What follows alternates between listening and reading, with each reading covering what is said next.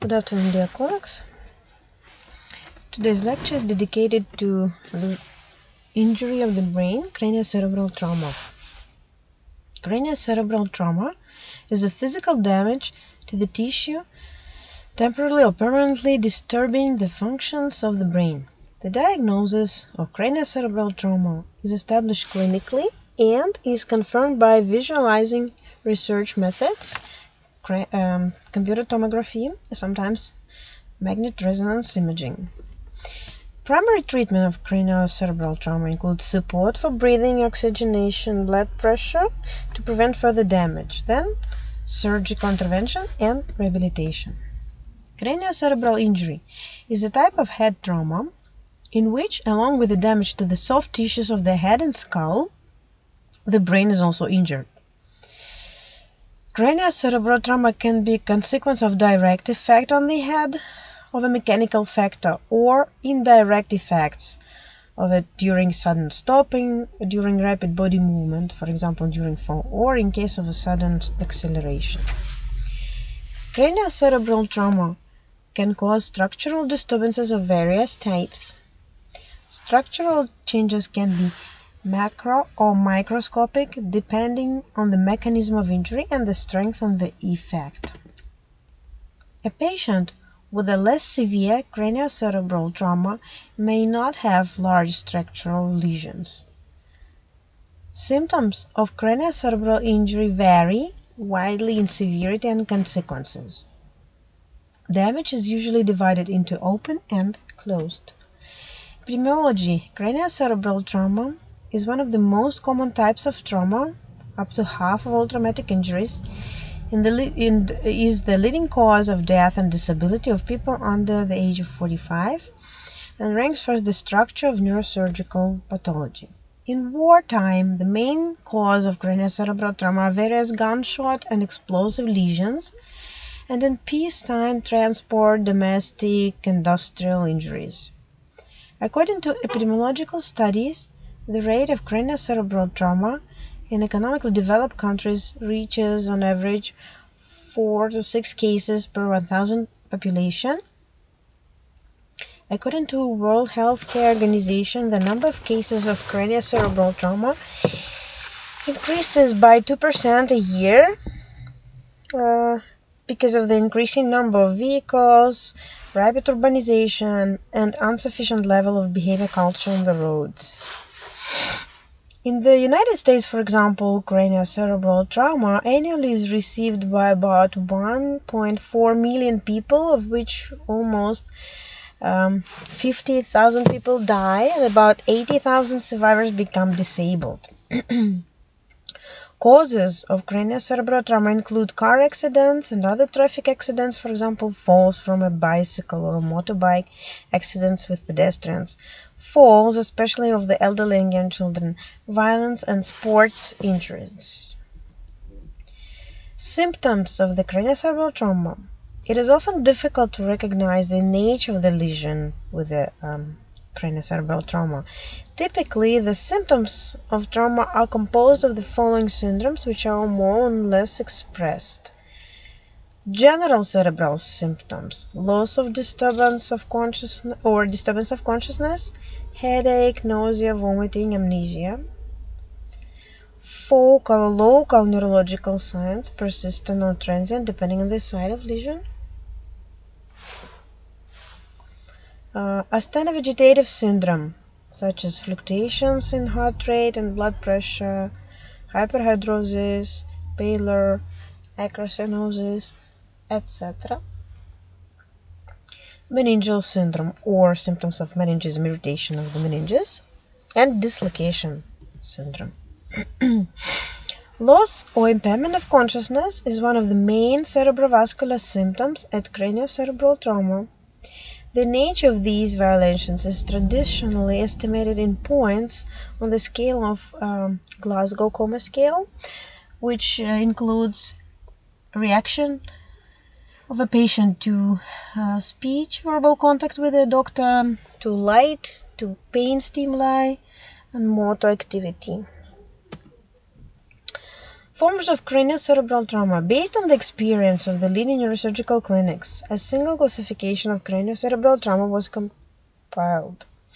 It is based on the nature of extent of damage to the brain, since in most cases these criteria determine the clinical course, therapeutic tactics, and prognosis.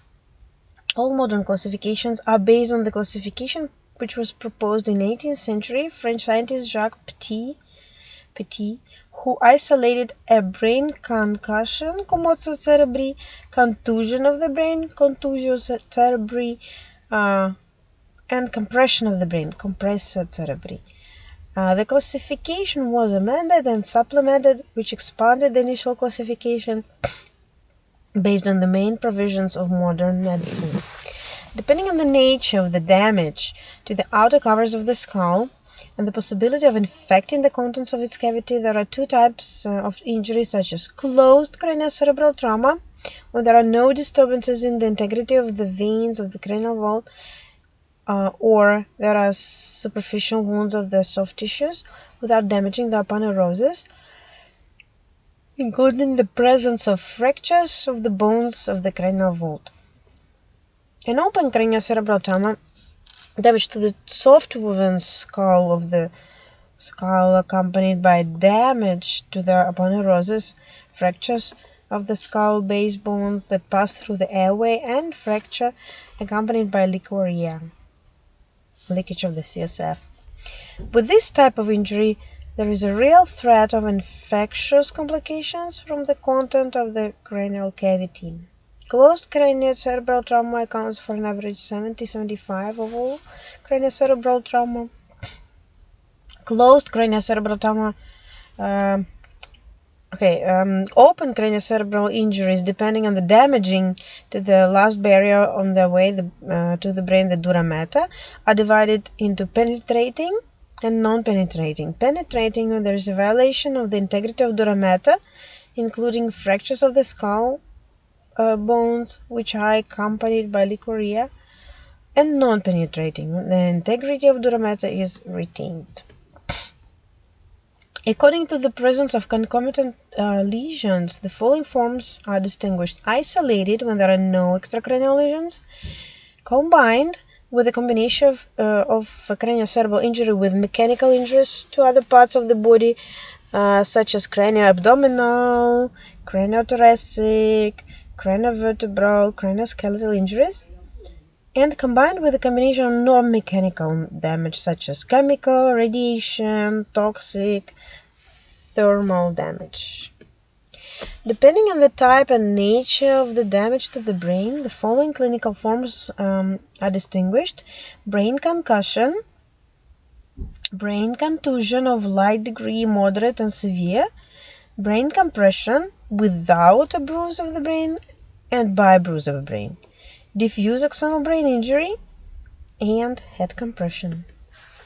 Depending on the degree of severity, craniocerebral trauma can be light, brain concussion, brain contusion of mild severity; average severity, brain contusion of the moderate severity, chronic and subacute compression of the brain; and severe brain contusion, acute compression of the brain, diffuse axonal injury. A special group of head-brain trauma consists of gunshot wounds, many of which are penetrating. They differ in variety depending on the nature of the wounding projectile, the type of firearm, the trajectory of the wound channel, etc. Firearm wounds have their own separate classification: blind, about 38.5%, which can be simple, segmental, radial, diametrical; through, about 5%, 4.5%, segmental and diametrical; tangential, 46%, and ricochet, 11%. After causing a mechanical trauma to the brain, a complex chain of pathological reactions occur from all components of the brain and the pathways that enter into the concept of traumatic brain disease. First of all, a brain injury is characterized by violation of consciousness as a manifestation of disruption of the connection between neurons. Any craniocerebral injury leads to cerebral hemodynamics disorders, which is one of the main causes of the development of so-called long-term effect of this craniocerebral trauma. Its normalization sometimes takes many months and even years. Craniocerebral trauma is characterized by primary, which is associated with direct affection of the corresponding centers of the central nervous system, and secondary, due to peculiarities of the clinical course of craniocerebral trauma, a violation of the functions of internal organs. The most important of these are breathing disorders. The flow of pathological pulses to the lungs in severe brain trauma causes violation of hemocirculation in them, which often leads to the onset of pneumonia with early onset and persistent progressive course. In patients with severe forms, severe disorders of endocrine functions can be observed. Severe metabolic disorders occur. Sometimes there are gastrointestinal bleeding, perforated ulcers of the stomach and intestines, and other complications. The main task of examining a patient with craniocerebral trauma can be determining the type of injury, closed, open, penetrating, the nature of brain damage, concussion, bruising, compression, diffuse axonal damage, clarification of the cause of a compression, is it hematoma or depressed fracture, and others, determination of the severity of the patient's condition, evaluation of the nature of bone lesions, the severity of the general somatic and neurological condition of the patient. One of the most important components of the diagnosis of craniocerebral trauma is compliance with the principle of dynamic observation of the patient. The patient's condition, especially with severe trauma, can change rapidly, primarily within the development of symptoms of brain compression, so the constant neurological evaluation is important. At the same time, it is impossible to imagine the diagnosis without modern additional methods of research, such as computer tomography, MRI, on the first place. Compulsory methods of examination include general examination of the patient, collection of anamnesis of the disease, information about the time, the mechanism of injury, which sometimes helps to reveal amnesia, neurological examination, radiography of the skull, craniography, minimum in 2 projections. Sometimes the fractures can be lost in between the slices on CT scan, but can be observed on X-ray. Echoencephalography, ultrasound, neurovisualization, CT scan, MRI scan, lumbar puncture. If there are no signs of brain dislocation, it can be done. If there's no possibility to perform neuroimaging,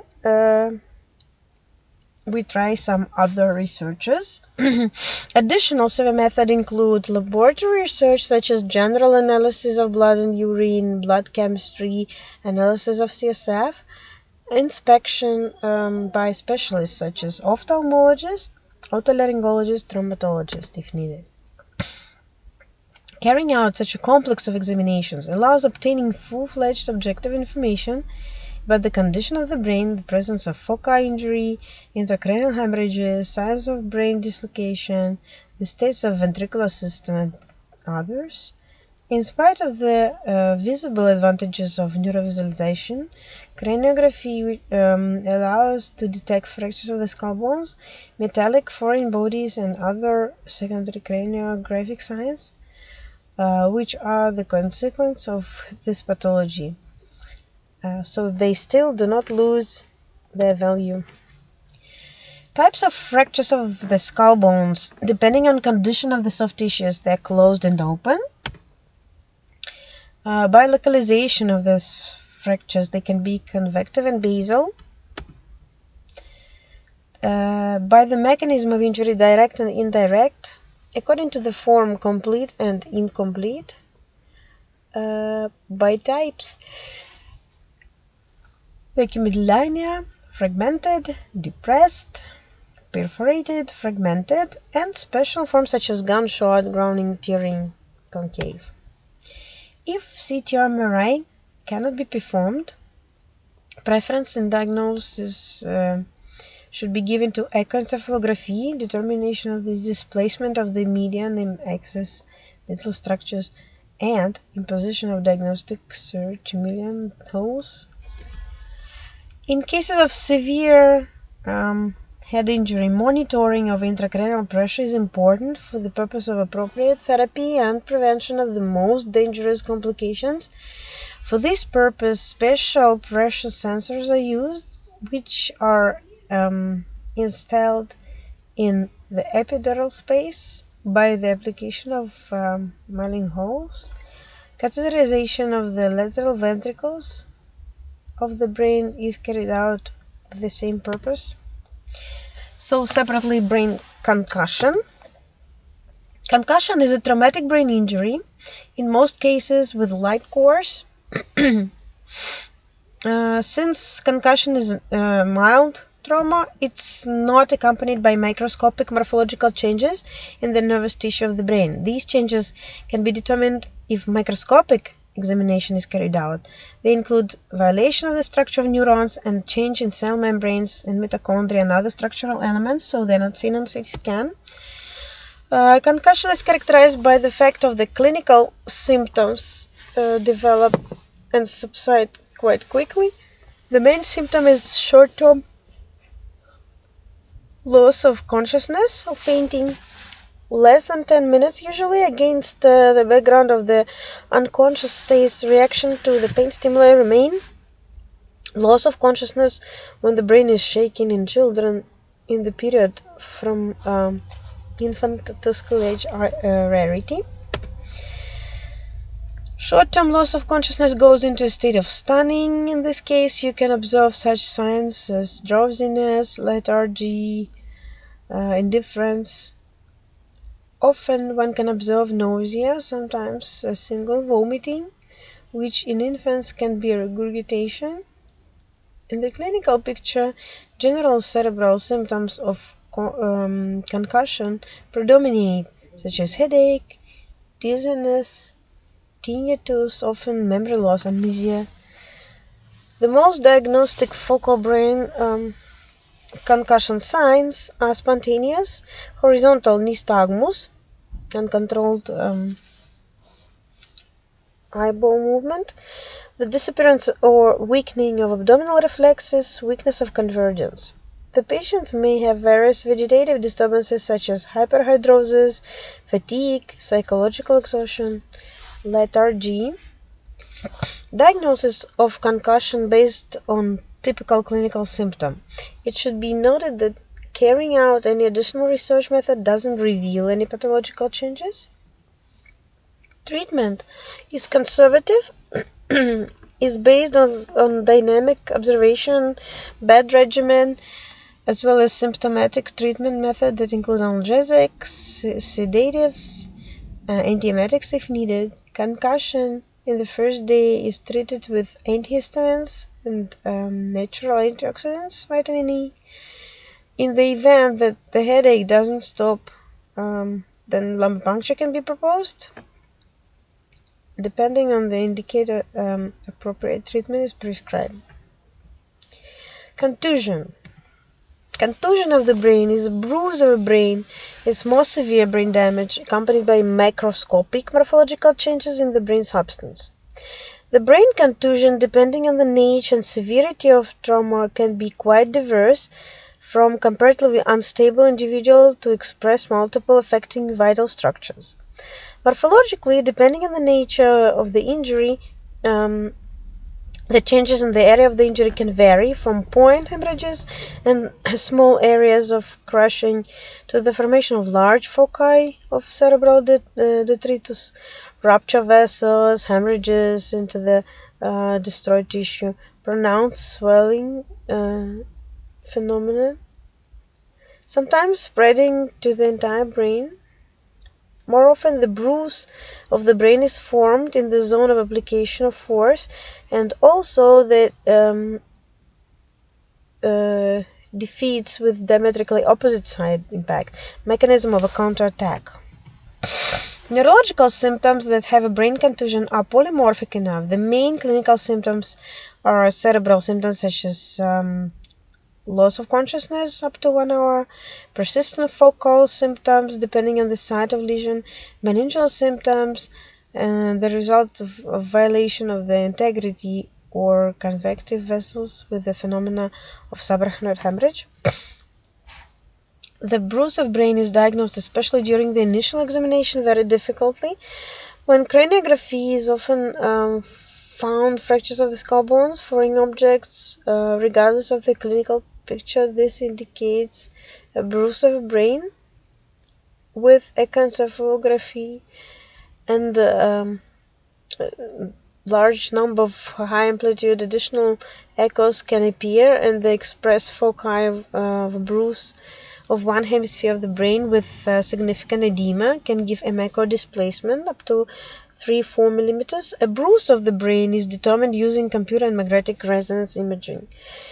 Lumbar puncture makes it possible to detect the presence of blood in cerebrospinal fluid, which makes it possible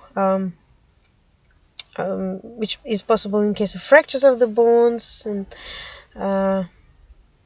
sometimes the main diagnosis, especially regarding the extent of the lesion, can be made only at the time of discharge from the hospital, since it is often possible to diagnose the degree of brain contusion due to clinical observation of the patient. Treatment of brain contusion depends on its degree. The brain contusion of mild degree is treated mainly conservatively, includes moderate dehydration therapy, antihistamines, as well as sedative, nootrops, vasoactive drugs, symptomatic treatment. With subarachnoid hemorrhage, hemostatic therapy, therapeutic and diagnostic lumbar puncture can be performed. The brain contusion of the moderate severity is treated according to intensive care algorithms. The treatment is dominated by infusion therapy with a positive fluid balance. Justify repeated lumbar punctures before the rehabilitation of CSF because it sanitizes. Indications for surgical treatment of brain contusion express clinical signs of the dislocation of the brain. CT scan or MRI scan is a lateral sign displacement of medial structures more than 5 millimeters and axonal deformation of basal cisterns or brain dislocations. Signs of growing drug resistance, intracranial hypertension, increased intracranial pressure by more than 20-25 millimeters, plasma osmolality values below 280 or above 320 millimoles per liter. The brain contusion is treated with the help of palliative ventricular puncture with the installation of external ventricular drainage, the installation of a long external subcultural drainage, liquor shunting operations, decompressive trepanation of the skull, and radical osteoplastic trepanation, aspiration, and washing detrimental detritus. A severe brain contusion requires hospital treatment in the intensive care unit under the supervision of neurosurgeon. The tactics of management of such patients is reduced to differentiated approach to their treatment depending on the clinical course. The diffuse axonal damage, DAP, occurs when severe inhibition creates fracture forces that cause generalized common injuries to axonal fibers and myelin sheaths. There are no significant structural lesions, but small petechial hemorrhages in the white matter of the brain can often be observed on CT and histological examination.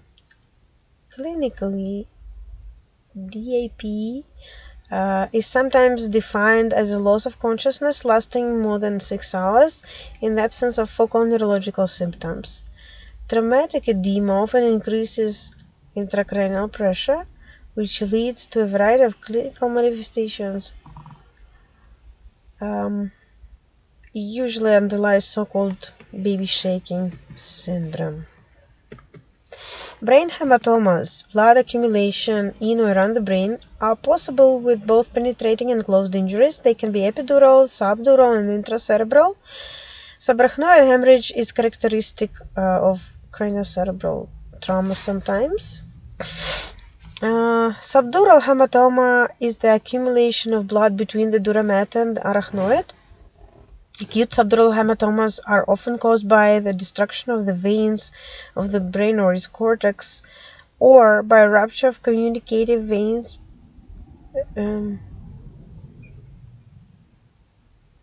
between the cortex and the sinuses of the dura mater, most often occurring after falls and auto accidents. As a result of compression of brain tissues with hematoma, edema development may occur with an increase of intra-arterial pressure, the manifestations of which are different. Mortality and complications after hematomas are significant. For example, acute subdural hematoma, you can see in case of injury to a bridging vessel venous, crescent-shaped, may cross sutures, doesn't cross falx or tentorium, doesn't enter sulci, and we look for mass effects and slow expansion. Symptoms of chronic subdural hematoma may appear gradually within a few weeks after trauma, often occur in the elderly, especially those who take antithrombocytic drugs and anticoagulants, who may find the head injuries insignificant and even forget about what happened. Unlike acute subdural hematomas, edema is increased intracranial pressure for chronic hematomas not characteristic. Different condition is epidural hematoma. Epidural hematomas, blood accumulation between the bones of the skull and dura mater, are less common than subdural. Epidural hematomas usually caused by arterial bleeding, classically due to the rupture of the middle meningeal artery and fractures of the temporal bone. Without emergency intervention, the condition of a patient with a large or arterial epidural hematoma can quickly deteriorate and be mortal. Small venous epidural hematomas are rare and mortality is not so high. So you can see epidural hematoma. Intracerebral hematoma, accumulation of blood in the brain tissue itself, are often consequence of the progression of the injury, so clinically the boundary between the bruise and intracranial hematomas is not clearly defined. Subsequently, increased intraocular pressure, herniation, functional failure of the brainstem, especially with hematomas in the temporal lobes in the cerebellum. Treatment of craniocerebral trauma. When providing first aid to the patients with trauma, the first measures should be actions aimed at normalizing of breathing and preventing aspiration of vomit and blood, which usually occurs in patients who are in unconscious condition. To this end, it is necessary to lay the victim on their side, turn their head to the side to control so that there is no tongue twisting. It is necessary to release the respiratory tract from mucous, blood and vomit if necessary to intubate, and in cases of insufficient breathing to provide adequate ventilation of the lungs. At the same time, measures are taken to stop external bleeding and maintain cardiovascular activity. Stop bleeding at the pre-hospital stage can be carried out by pressing the vessels, applying a pressure bandage, dressing the vessel. Patients with severe craniocerebral trauma should be rushed to a specialization hospital. In the absence of indication for surgical treatment of the patient with concussion, brain contusion, diffuse axonal damage, conservative measures are carried out, the nature of which is determined by the clinical form and severity of the patient condition, the severity of neurological symptoms, intracranial hypo or hypertension, cerebral circulatory disturbance, impaired circulation of the cerebrospinal fluid, and others, as well as concomitant complications, the age of the victim, anamnestic, and other factors. Intensive therapy for severe head injuries include, first of all, measures to normalize the functions of breathing, fighting swelling of the brain. In cases of severe brain contusion with crushing and pronounced edema, the anti-ferment preparations, antihypoxants, antioxidants, vasoactive drugs, glucocorticoids should be given. Intensive therapy also includes the maintenance of metabolic process using enteral-parenteral nutrition, correction of acid-base and water electrolyte balance disturbance, normalization of osmotic and colloid pressure, hemostasis system, microcirculation, thermoregulation, prevention and treatment of inflammatory and trophic complications to normalize and restore the functional activity of the brain. Prescribe psychotropic drugs including nootrops and GABAergic substances, as well as the means that normalize the exchange of neurotransmitters. Measures for caring for patients with craniocerebral trauma include prophylaxis of bed sores and hypostatic pneumonia, passive gymnastics to prevent the formation of contractures of the joints and the limbs. Surgical treatment of craniocerebral trauma include primary surgical treatment with open injuries, stopping bleeding, eliminating compression of the brain or liquoria. In all types of craniocerebral trauma with soft tissue injuries, primary surgical treatment of the wounds performed and tetanus toxoid is injected. Surgical intervention is also used in cases of post-traumatic complications with suppurative wounds, abscesses, traumatic hydrocephalus, epileptic syndrome, extensive bone defects, vascular complications, and some other.